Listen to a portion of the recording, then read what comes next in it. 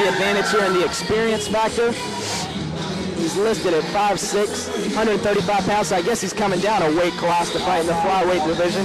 He's actually, he's fought the last 4 or 5 fights, I think he went on a streak after he dropped down to 125 as he challenged Bruce Gunner for the Fight Lab title at 125. That's right, we talked about that earlier. Joel started out his career 0-3, and then I guess when he dropped down, he went on that 5-fight win string before losing to Bruce Gunter in Fight Lab 26 this past July. And as we said earlier, Bruce Gunter's no pushover.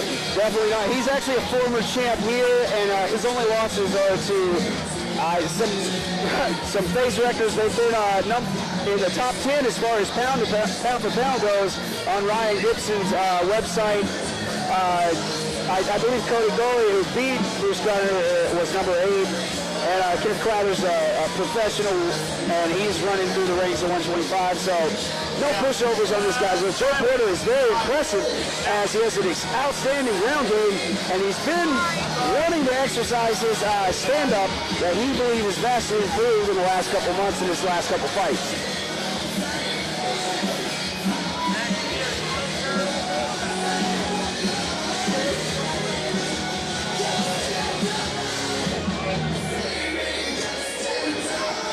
Flyweights are my favorite.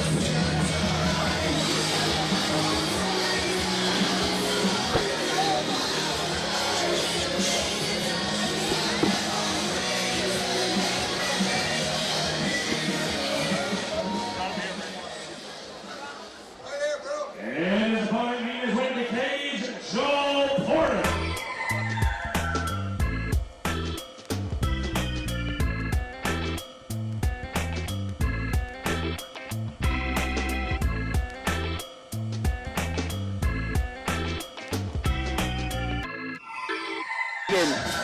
Joe Porter and him are probably going to be a very, very good match physically. They look built about the same height. Grimmett's rocking some facial hair. Joe's a clean-shaven kind of guy. You got to wonder if that goatee could come into Grimmett's advantage. Maybe some intimidation. Absolutely. You always got to give the intimidation advantage to the guy with the goatee.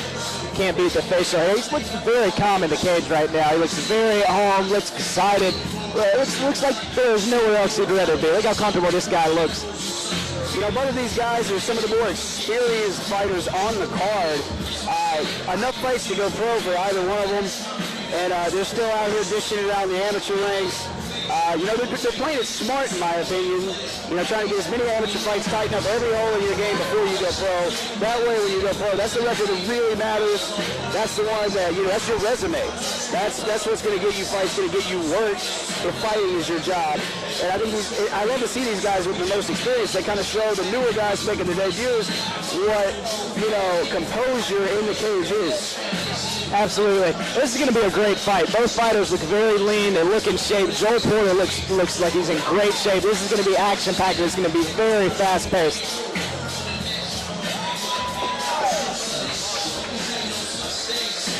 And as he walks by Brandon Grimmett, like I said, I think they're built about the same.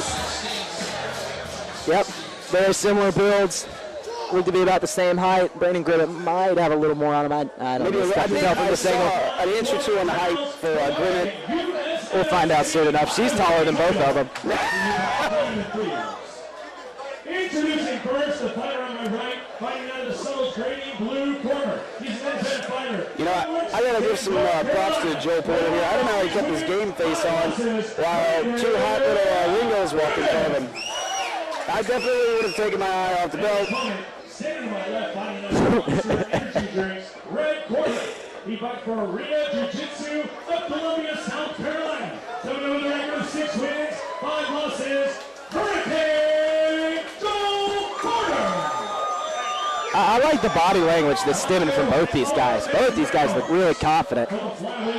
This is going to be a good fight. They're insanely relaxed. Yeah, they're really relaxed. That's exactly what it is. How many fights between the two of them? Joel Porter's got 11 fights. Where are we at here? Brandon Grimmett 4-4. So there you go. That's almost 20 fights. Yep, that's a lot of fights. both pretty even records. I'm sure they played around with the weight classes before they found their home here at 125. You know, you have to do that. That's what amateurs for. Oh, yeah, Grimmett was listed online at 45, so. Yeah, man. Sitting at flyweight now. Oh, and Joel looks very excited to get in there. As I said, right off the bat, we got an action-packed fight, fast-paced already. Joel is already attacking. So good off of his back. Grimmett lands a takedown. That's tap. That's it. God. Wow. That's what I'm talking about. Wow. Oh. Joel Porter very excited. Brandon Grimmett. The shortest man to scale the cage that I've seen today.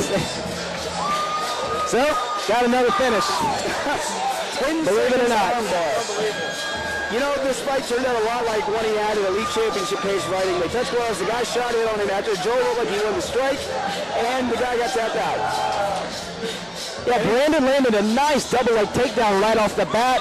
Joel recovered guard very quickly, immediately set up for that armbar, and he finished it. And it looked like it was very, very tight. If Brandon didn't tap when he did, he may have gone home in a cast.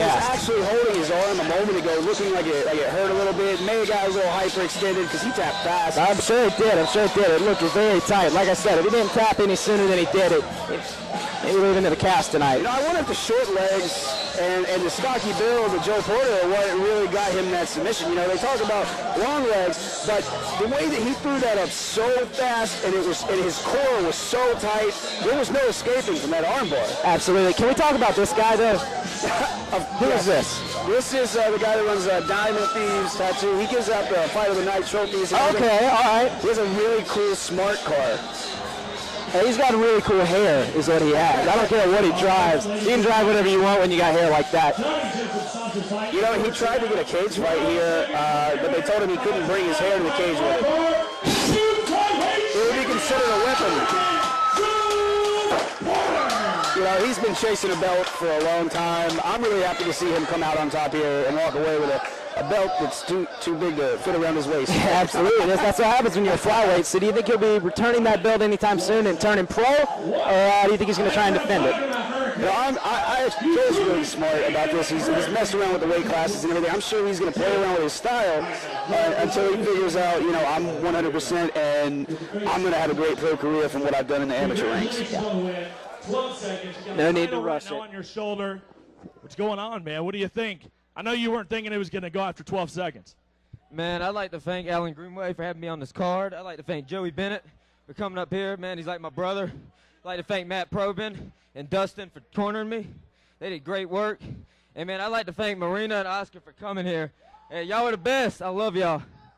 And my opponent, he took this fight on 2 days' notice. So, I mean, he's a tough kid. And, man, I really appreciate what he did, man. He's a real fighter. Absolutely. I mean, you can't discount that 2 days' notice. Nonetheless, a very dominant win. You have the belt now. Can we expect that you're going to be defending that belt very soon? Yes, sir. Oh, yeah, and I'd like to thank Source Summit Muay Thai, Nick Rodriguez, Michael Robinson. I'd like to thank Athletes Arena, Justin Ray, Mark McClure. And I'd like to thank out White Rock Boxing and Ridgepoint MMA, Josh Egan's, and Andy Elrod. Well, there he is, guys. Here's your winner. He is your new champion, the Hurricane, Joe Porter.